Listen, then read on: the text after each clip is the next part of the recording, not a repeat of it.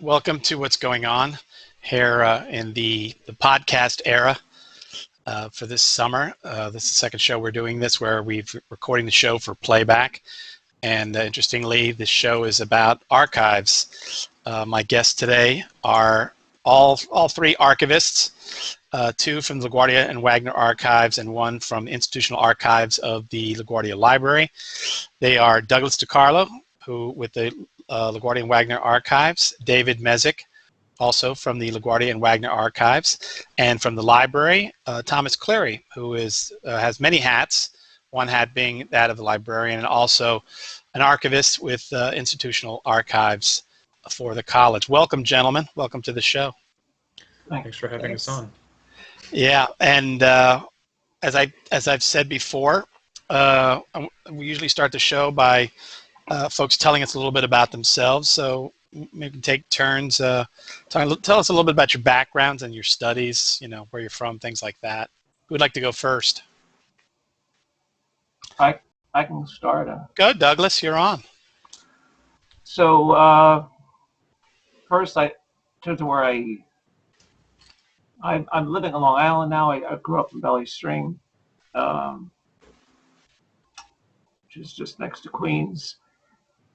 In terms of my educational background, it's varied. I followed a very circuitous path through schools. After high school, started with hotel management, restaurant management, as an associate's degree there, and went to school of state. Did some work in that field short while before I decided it was too laborious and decided to switch into, before that actually, I was working in, before I went to college, I was working straight out of school on Wall Street for about 4 years as a junior bond trader with Dean Witter Reynolds. I don't know if you remember them. Dean Witter, yes. Dean Witter Reynolds, or was Dean Witter, and then they took over Reynolds. I don't know if they're still around, Dean Witter.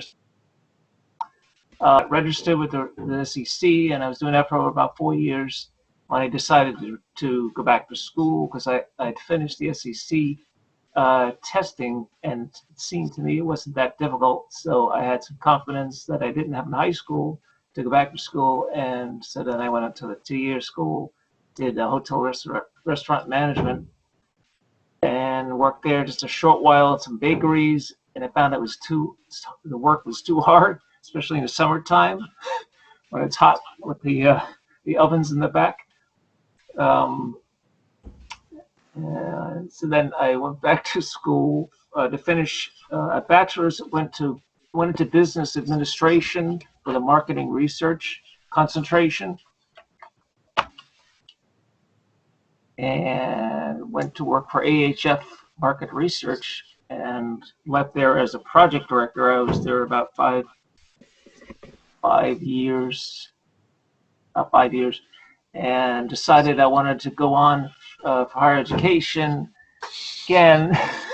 So went for, I was deciding on an MBA or not, and decided not. I'd always loved history, so I was thinking of education, working towards an education degree in history. Took a master's in history at CW Post in Long Island, and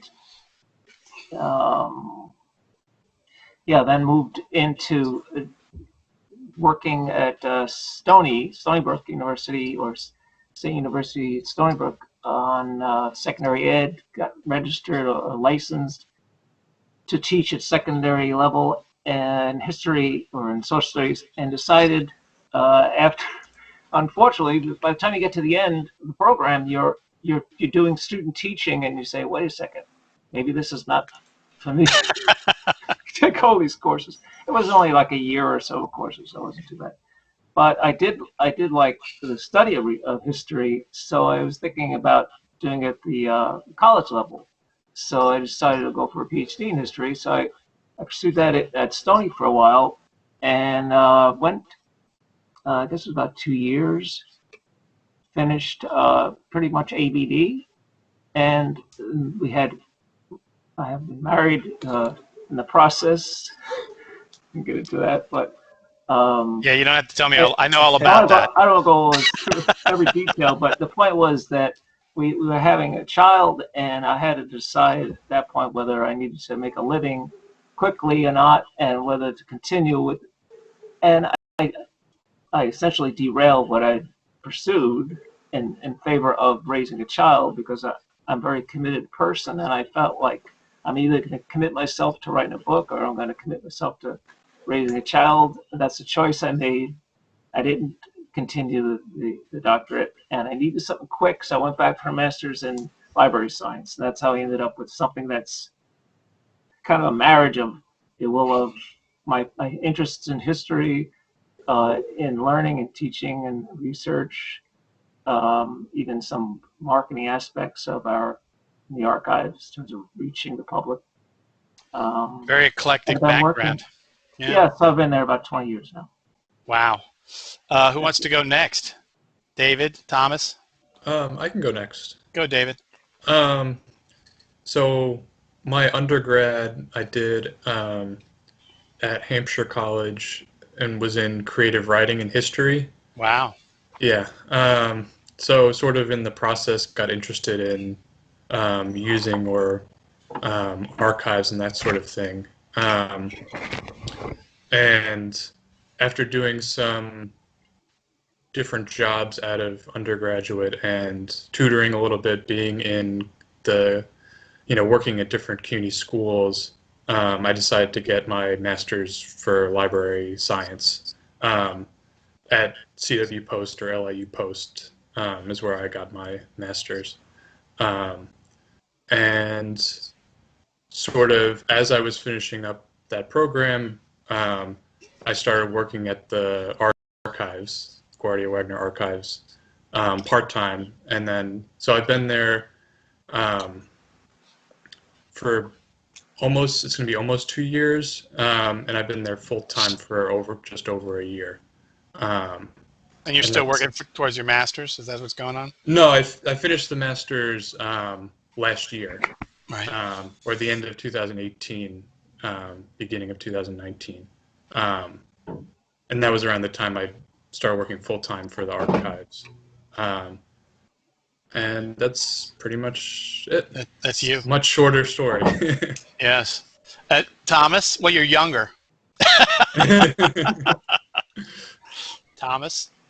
Yeah, for me, it was also sort of like history and background for my bachelor's, to history and art history majors. Started working in IT for a bit because that was like the only job open. Then one day I was just like, I want to be a librarian. I then went to Queens College to do the master's program there. Through that, started working in the Queens College archives and the Civil Rights Archive that they have there. And after the finished that master's, started adjuncting both at Queens and LaGuardia in both archives, and sort of was also interested in the library science part of the library and teaching, helping people with research. So when I started full-time at LaGuardia, it was sort of as a librarian archives position. With my technical background too, I just finished a second master's at the CUNY Graduate Center in specializing in digital humanities. So that just finished, and sort of like playing around with data type of things, and I thought archives is a good way to combine the two. Can you explain what do they mean by digital humanities? They throw that phrase around a lot. What does that mean? Yeah. Just digitizing all types of art, or what? There's encompasses a lot of different types of projects. My interpretation is using digital tools in the humanities. That's one sort of set of the fields, and the other one is sort of humanizing technical projects, so making them more useful in the classroom and sort of using digital platforms to teach from there and to teach digital literacy. Sorry, I'm actually getting a text message from Dr. Riccio telling me my audio is your video gets a little pixelated. It's fine, but just an FYI that my audio is going in and out. So I'm not that important anyway. You guys are more important than I am. So I got 3 archivists on the show.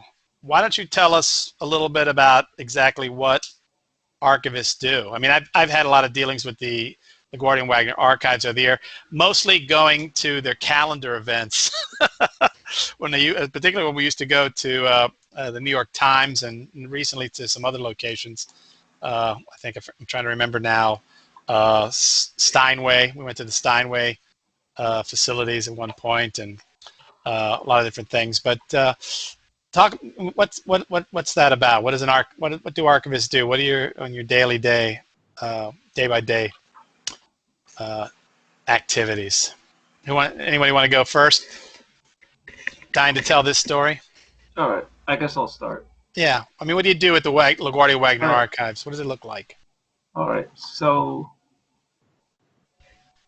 my role has changed over the years because I've been 20 years, right? Been there kind of too long. I've been there a long time, so I'm trying to pin it down. I could tell you that I have covered most of the steps, within the archival field. Am I getting feedback? Do you hear that, like an echo, or is that just me? Yeah, a little bit. I'm the only one that's not hearing it. I wonder if it has anything to do with my fan playing. My fan is on or something. Sorry, I'm in trouble myself. I'm not getting echo. Okay. Just ride with it. So all phases of archiving, right? So accessioning or prospecting for papers from donors and all the steps involved in taking in the papers, be that in the field or as it comes to the archives.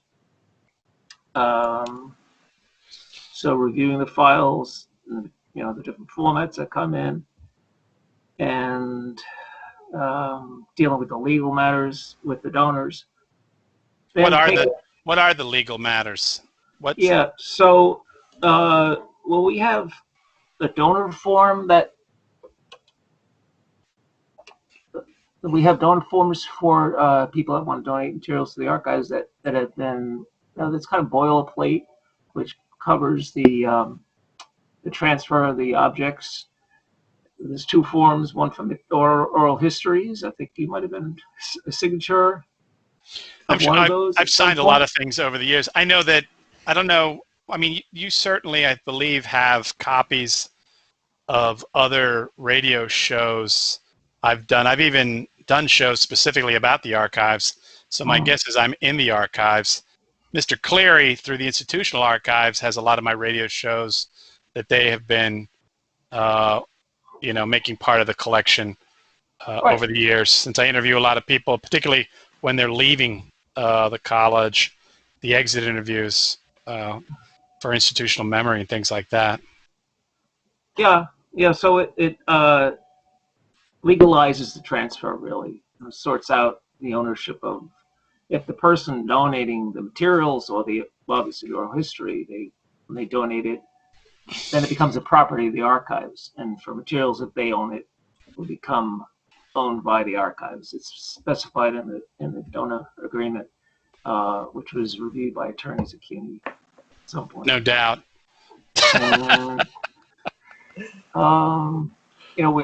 We've been using them of recent with slightly modified forms for accession of materials. We're going to talk about it a little later. Students that have prepared papers for classes about COVID, and they're coming into collections. So those are more, those are based on the Creative Commons license, so that they're not giving up their ownership, but they're sharing it. So it's a different. I've done that, where you give, and that for artists that happens a lot. I think the best case I can think of is Joe Conzo Jr., who did an exhibition at the college. His archive is part of Cornell's archives, a hip hop archive, because he photographed hip hop in the Bronx. But he continues through his lifetime. He will continue to have rights to his work. I don't know if anybody after he dies gets to, but Cornell also retains rights and usage through that website. Yeah. I see David's shaking his head a lot. David, you want to chime in here about what happens at the archives? I guess, sure. In terms of my role, I sort of pick up after what Douglas was just talking about. The So accessioning. yeah, so him and whoever else at the archives will work to sort of get things brought in, and then mainly what I do is getting things ready for researchers to use at some point. So if it's papers that comes in disorganized or kind of in an unstable condition, and yeah, like I said, my job is to make sure it'll last a long time on the shelf and that people will be able to find it and use it. Yeah. So that's sort of my role. Cataloging. Yeah, more or less. And then, also organizing and preserving things as well. That goes along with that. But yeah, basically. Yeah, I think a lot of people don't they know you guys are over there in the corner near the Van Dam exit. I don't know how many people ever walk through your doors. I personally go in there all the time, whether I'm invited or not, usually looking for Dr. Lieberman to start something. And but the archives, it's not just, I think people think of it as this kind of dusty place where everything exists in a corner somewhere, and they don't realize that the LaGuardia Wagner Archives is a teaching institution, that so much of the work that you guys are doing over there is work where, like you said before, like students aren't just donating work, they're actually coming in and handling I forget what's the term when faculty use this about handling original materials. There's a phrase for that. Thank you very much. Yes, they actually read from the thing itself. Like let's say there's a letter there from Fiorello LaGuardia to his sister during that whole period where he's trying to get her out of Italy. So they're looking at the original thing and they have it in their hands. Obviously, it's probably in a piece of plastic, so they don't get their acid from their fingers on it. But and so and there's a lot of that, right? There's a lot of students coming in and looking at these materials, right? I mean, Douglas, you might correct me on this, but I would say the more of our researchers are probably students from the college than are from outside. Would you say that's correct? Or 50-50 at least? Yeah, just because students, the archives has a program where they take there are educational liaisons within the staff that reach out to faculty in the college and develop course material, given paper within a course, so that and then they set up a meeting with the instructors, students. They come to the archives. They explain the archives to them and do a tour, see some of the artifacts. They discuss a primary document, and then they go back and they go back to their class. And eventually, these students come back to the archives to do research on their paper. So there is a pool. There's a larger pool, I should say, of researchers potentially from student to student body within LaGuardia, which is good, than the outsiders. So generally, you're all more if you look at just numbers, yeah.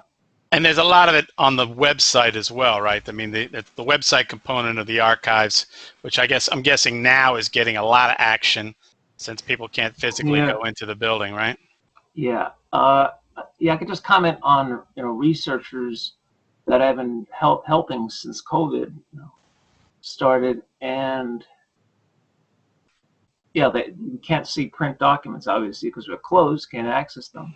So they're very appreciative of what materials we have digitized. We have largely city council collection papers digitized and born digital. We just finished a project with about 100,000 images. We have about almost 2 million pages of documents of just city council, another million or so of the other collections, so that, yeah, if they're able to get access to these documents online, so it's been helpful for them. Okay, Thomas, you want to talk a little bit about the work that you do at the library, which is obviously, I guess, similar but different in a sense, because it's specifically about the college, right? The archives you oversee, the institutional archives. Yeah. So also, as like with the name institutional archives is part of, is that we collect everything related to the college's history. So while the LaGuardia and Wagner Archives, they do more New York City related things. For me, it's if it relates to happenings at the college, sort of we collect it or try to make those things accessible. We have like a lot of newspapers, memos and things from the earlier presidents about different programs, papers from different programs. Starting to get more audio AV materials from the film and TV studies department program, from you guys, from the radio, all those groups too, sort of trying to catch up on things that we weren't collecting before. My main focus is also collecting digital materials. I become born digital materials, so things that were never even printed out or like put into a physical format. So different exhibits that get put up online, the different email memos that get sent around, we sort of collect those and try to make sure that we preserve them in a digital way for as long as we can. We also have a website too. Our main like users are actually, it's a combination of administration, like marketing uses us to like find old photos. Right now they're helping us make transcripts for our oral history interviews. There's the 50th anniversary of the college coming up soon. So sort of, we had a large scale digitization project to sort of get a lot of things ready just in case people needed them, which right now turned out to be very lucky. Because nobody can come to the library, right? Yeah, so if people are like, oh yeah, do you have this? So just like check what we have already scanned, and it's like, oh yeah, we have this photo ready, or like, yeah, browse the selection of photos. So it made that a lot easier. The other group of people that we do have researchers are usually grad students that are interested in education or education administration, and they're looking at like papers from the different programs and different presidents, sort of trying to see what policies were implemented when for whatever reasons. And I would think now, since Dr. Mello left, and also Dr. Arcarios stepping down from his interim role, and now we have our new president, Adams, that you are. Did you get a bunch of stuff from the president's, from Dr. Mello's office for the archives that you had to preserve as part of the process? Yeah, we luckily got it like slowly in chunks throughout like last few years. Just that's what regularly happens. When we kind of like remember about, it's like, oh yeah, we're trying to get rid of this cabinet, this stuff. Are you interested in looking at it? So I'll go over, pick out the parts that are relevant to our collections, and then they could kind of toss the rest. But yeah, we got a bunch of things from President Mello, and sort of that hasn't been made available just yet because we are still working with backlog. But yeah, those types of materials too. I don't know, because you were talking about accessioning materials, Douglas, and David, you're cataloging, but I mean, my wife wants to throw away most of the things I own, and I insist on keeping them, and for that I'm called a clutterer, and I try to explain to her sometimes as an artist you actually need things sometimes to remind you of something if you were like writing about it or whatever it is. Here's a question for you. Have you ever, was there ever an object or some material that you passed on bringing into the archives and then later on thought about it and wished you had and could get it back? Because that's what I live with, that great fear all my life. Every time I throw something away, wishing I'd had that, been able to get to that thing. No? Yes? No. that passed and then rethought it later. There was something that came into the archive that I remember that was passed on. It was from the Beam collection, and it was a book of matches. Right. You know, it had their, you know, Abe and Mary on the cover, but it's kind of camping. But it just came to mind. Yeah. It wasn't a good idea to keep. You didn't like open it up and there was like an address written on it or anything like that. Phone number. No. Call. You know, J. Edgar Hoover, whatever it was. Okay, call President Ford, ask him again nicely for some money. Okay, we're actually I think we're around the halfway point. I've lost track of time, but you're watching what's going on, listening to what's going on. Your host, Hugo Fernandez, here on LaGuardia Web Radio, WLGR. And my guests today, all three are archivists, two from the LaGuardia and Wagner Archives, Douglas DiCarlo and David Mezick, and from the Institutional Archives in the Library, Thomas Cleary. And we're now going to get into the meat of today's show, which is I guess the accessioning and, of course, cataloging and preserving of items that deal with the COVID-19 crisis, in particular things that are tied to the experience for faculty, staff, and students. And also, as Douglas mentioned to me before the show started, also items of news that are coming up in the news as part of this. You want to talk about that? Talk about what you're doing, Douglas? You can start again. Go in circle. Okay. Yeah, sure. So there are several professors that we actually through the number of the staff, I can't remember who's convened the meeting, but we're working with a number of professors in the college, giving students assignments related to COVID and asking them to reflect on their experiences. You know, back in March, you know, the assignments were of a nature where the student is supposed to consider themselves an historian, and what would you want to see? What do you think an historian would want to see in the future? You know, kind of information would they be looking for from a student's perspective on their experiences during COVID?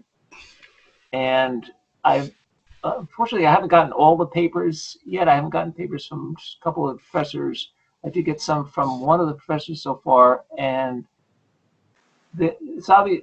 It's interesting that their concerns kind of mirror the media talking points. At least I found, and they talk about the concerns about hygiene, going out and buying toilet paper. You know, talking about back in March and April, and Right. Things have subsided some. But the fear at the times, the uncertainty, their concerns about distance education and the technologies needed.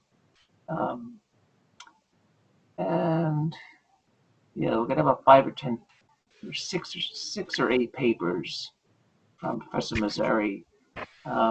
They'll be going to the collection. And so that covers the student work. I've been working on, in addition to that, chronicling developments of the crisis through the multimedia. There's something going. Yeah, I hear some buzzing, but just that noise. Okay. Work through it. Yeah. So working on multimedia aspects, looking, as you can imagine, in terms of what's available in multimedia, most of it is this looking at what the state's doing and at the state level, and how what Governor Cuomo's his actions and how they're impacting the city, and then the city, De Blasio, looking at the impact of public health and the economy, and also delving into deeper issues of how the pandemic has affected racism, in terms of racism against Asian Americans, its effect on the Black and brown community, on women, in the LGBT community. I've cataloged about 200 or so videos, and that right now they're available on our website in a feature, and eventually there'll be individual records put on the website for each. With I'll end up, because the ones I've taken now are on YouTube, so I'll collect a file and there'll be a link within the index record to get to the actual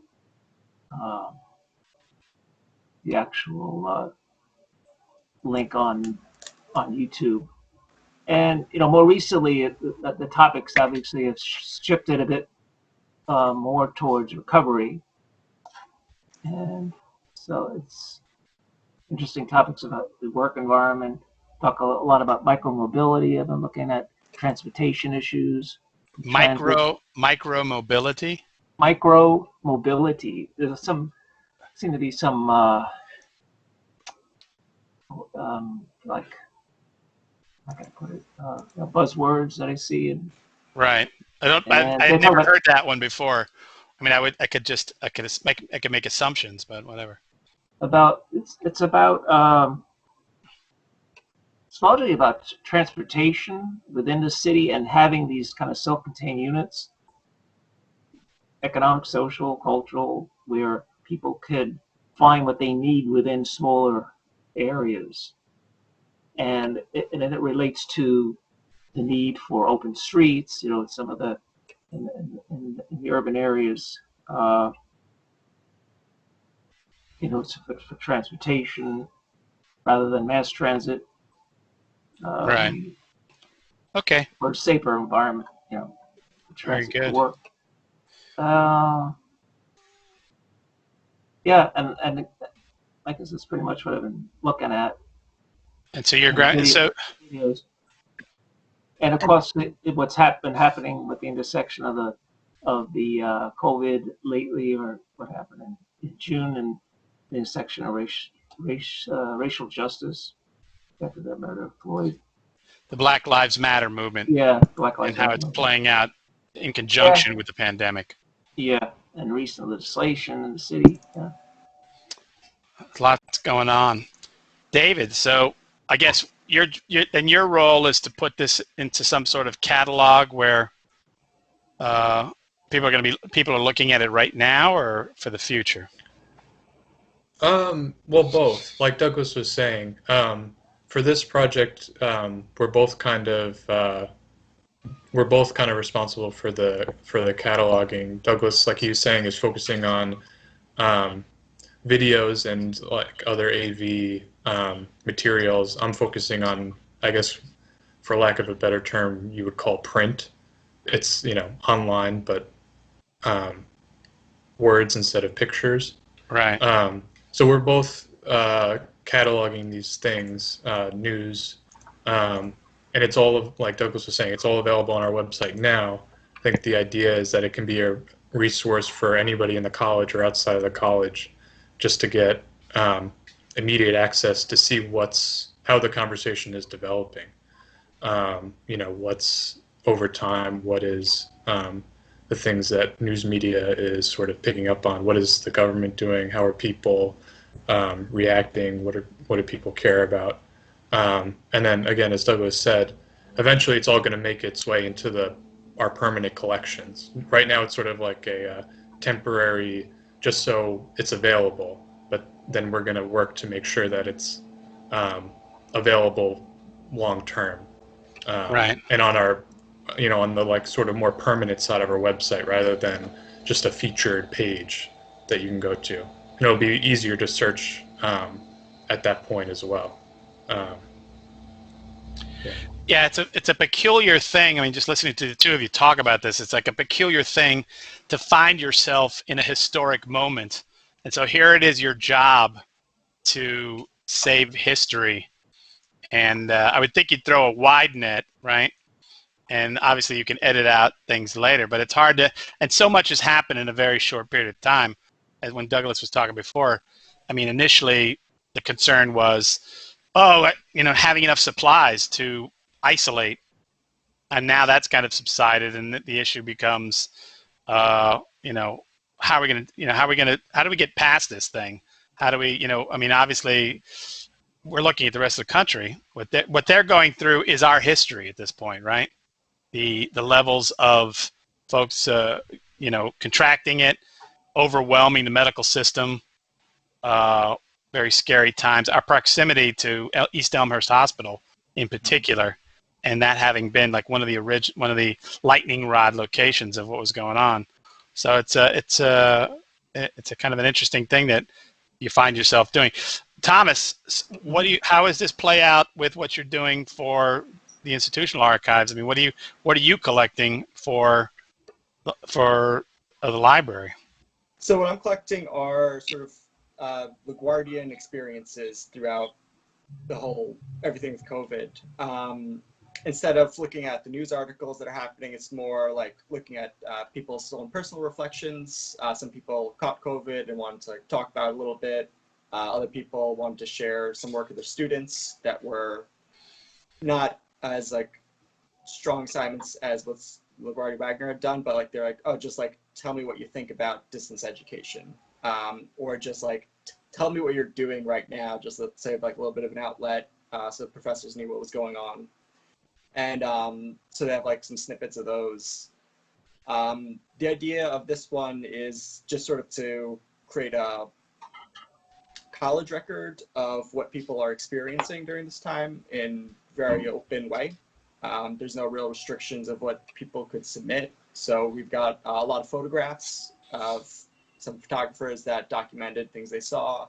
Some people that submitted some poems, some paintings of just they're like, well, at this time now I can like do this hobby, but I'm also inside, so these are the objects that I'm painting.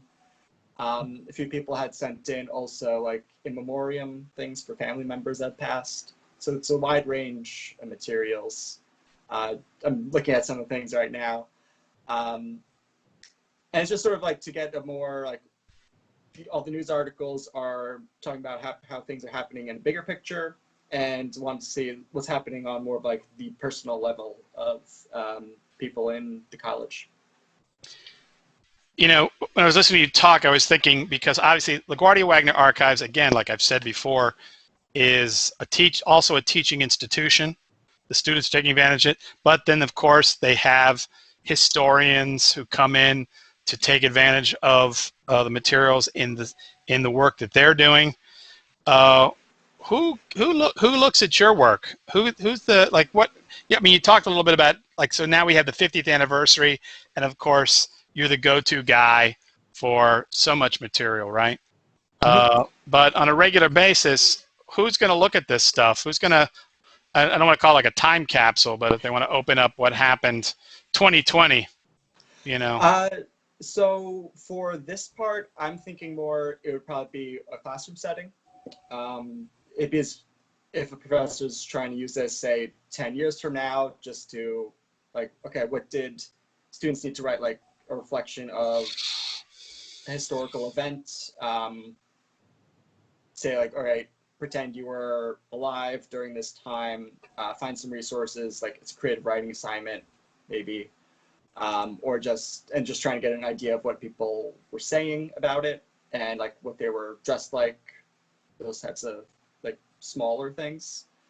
For this collection, yeah, it'd probably be mostly used for cases like that, or if there were some other programs later on talking about it, that type of thing. It just seems like our collection policy isn't necessarily collect things specifically to have them used right away, but collect things based off of events, based off of, yeah, mostly events, in case someone wants to look at it 50 years from now.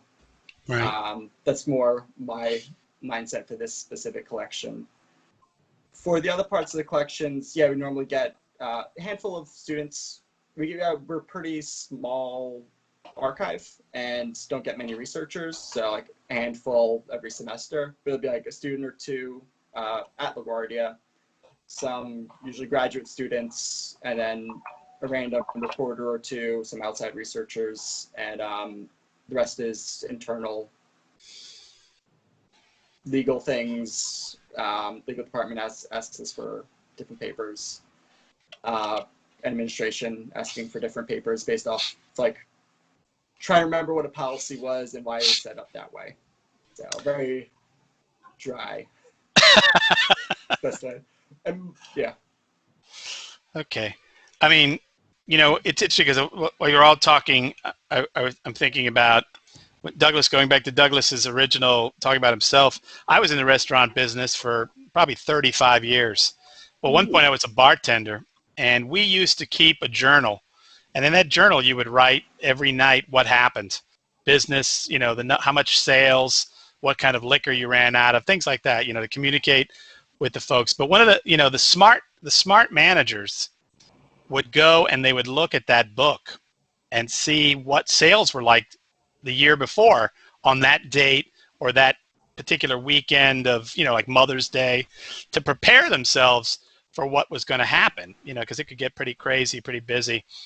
And I'm just kind of, I'm amazed at what we've gone through in this pandemic, how nobody bothered to look and see what happened in 1918 with the Spanish flu and how they handled it and what they went through and what they will continue to go through, because it's something that, it went on for a couple of years.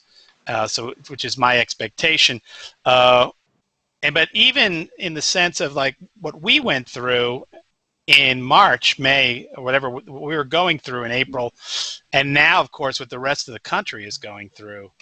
And so, I mean, the work you're doing is important, and I guess it's like getting it into the hands of people that can take advantage of it is the next battle, which obviously the LaGuardia and Wagner Archives, by teaching students how to access these archives and utilize them, that's the work you're doing, right? Is teaching them.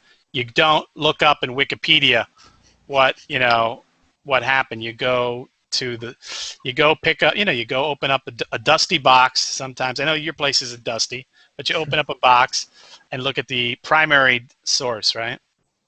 Yeah, So about the 1918 thing, actually at City College, their archivist was asked by the administration, like, what did we do in 1918 about the Spanish flu with closing, reopening, handling, courses like that. So she was able to find, well, she couldn't find documents because she didn't have them digitized yet, but those records were around. Yeah, I think we've learned some lessons. It's going to be interesting to see what happens if we reopen and then if we have to reclose, or if this comes back again.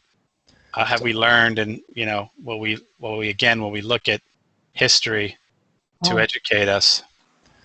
Thomas, you mean did you mean the college administration or anybody who's in a position of leadership? Okay. Yeah. Oh yeah. We're in the last. Oh, sorry, guys. I was going to say we're in the last quarter hour of the show, and this is usually I preserve for the future, which is a peculiar thing to talk to an archivist about. But what are your plans moving forward with the projects that you're working on? Do you have plans, or are you just going to? I mean, obviously we're going into the fall session, so my guess is you're going to be reaching out to more faculty, right, to get student work. Douglas? Yes. Yeah, we should be. I just communicated this morning with one of the professors who's going to be sending work in sometime soon, and so yeah, we should be receiving papers. Continuing to collect video as we come through the phases. There was also, I wanted to mention, there was a 57 flu. I sent an email around about it about a month ago. So faculty and staff. Yeah. Wagner administration. Right. You guys do that regularly when you see something from the past that applies to the present. You bring it to our attention, which I always find it fascinating. Yeah, what about the 57 flu? Yeah, I sent the first installment. In terms of the future, I hope to send out a couple of more to take it through. It was back in 57. I think it was May it started, and some of the same issues came up that during the beginning of the COVID that did during that crisis. So it was, it's like a repetition, like you're saying about the 1918. There was a ship that came into harbor, and it was a question of quarantining the passengers, and there was questions about how to what do you name this virus. It had come actually from an Asian area. How health measures to take in terms of hygiene. So some of the same things kind of rehashed. Interesting to see that. Yeah, it's like we don't learn our lessons, do we? Yeah. David, anything about the future you want to talk about that you'll be working on, or is it just again? I guess for you, it's about moving things from the featured aspect to the main catalog, right? Yeah, and definitely. I mean, as Douglas is kind of saying, this project is going to be ongoing. And I'm sure this is true for Thomas too. It's going to be ongoing as long as this lasts. And then, yeah, exactly. It's going to be a question of what do we do with everything that we collected once things start to hopefully wind down. What's sort of the permanent, moving things to permanent home, permanent use, that kind of stuff. Exactly. Yeah. Thomas? Yeah, our collection too is going to be continuously collecting and sort of sending out reminders to people that it's still up for people to submit things to. We'll be putting up the materials we have received on our website soon. That's sort of hopefully before the fall semester. Went through a round of cataloging items, but things keep on coming up. More materials keep on getting added, so.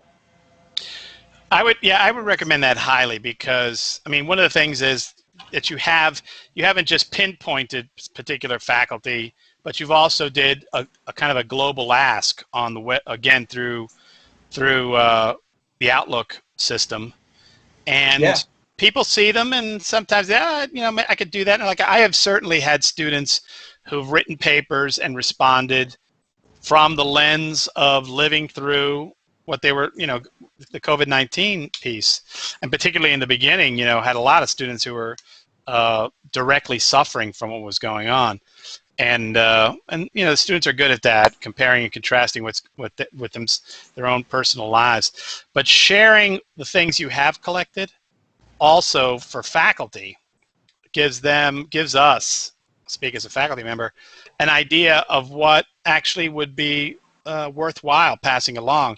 Because we're like our students, and if you've ever taught a class, you'll know that students classically want to see an example of what the faculty member is asking them to do. And sometimes I do it, sometimes I don't. But you show like a paper, like if you're asking them to write a paper, well, what did the paper that was written well look like? But to kind of see some of the things that you're collecting, is good for folks to give them the idea. Oh yeah, well, I've got my students wrote some papers about mentioning. I think about directly as an art professor, I sent them, there was an exhibition at PS1 from a woman feminist artist named Nikki de Saint Fail, who wrote a book about the AIDS crisis and talking about you don't catch it from holding hands. Because I don't know, maybe Thomas and David, you're a little too young to remember this, but in the early stages of the AIDS crisis, people didn't really know how you got it. And some people thought, like you get it from sitting on a toilet seat. I mean, really ridiculous things. And she worked with an immunologist and wrote this book, which was actually geared for children, but adults who were clueless actually learned as well. And, my students saw the connection. They said, yes, this is, like what we're going through now. We don't know how we get it. Everybody, one day wear a mask, one day you don't wear a mask. And the confusion that's caused and the problems it's caused. So, I think, sharing what you're doing with the college audience. I mean, also what we're doing today, right? For folks who listen to the show on the podcast, just to hear about the work you're doing, which I think is important work. But we're running out of time, so I want to give you all a chance to any last words or anybody you want to thank or shout outs while we're on the air? I'd like to thank the nursing program for sending in some great, actually written stories from alumni that are currently working in the hospitals and professors that are currently working in the hospitals. They had some very interesting firsthand accounts of what was going on about their experiences. That sounds fascinating. You know, I had Kathleen Karsten on the show talking about that as well, who runs the program. Douglas? I think, well, broadly, I wanted to thank the IT department at the college for making work at home feasible. Yeah, they're I know they're been heroes, tough to aren't start, but yeah, they're like our first responders. I think they need a standing O whenever we finally get back to instructional, those big meetings we have in the theater when we're actually allowed to have 600 people together in one place. They have done an amazing job. I mean, they got me a computer. The computer I'm working on now is struggling, and so they've got me a new one. And I got that overnight, and guys worked with me to help me with downloading materials and things like that. Yeah, they are the quiet heroes of what we're going through in this process. David? Can't hear you. You're muted. Sorry, there's a lot of noise going on. I don't know if you can hear it, so I'm trying to. But I just kind of want to echo, I guess, what Thomas said is, just thanking any of the students who are willing to donate their reflections or however you want to phrase it, especially if it's personal things about their family or their, what they're going through.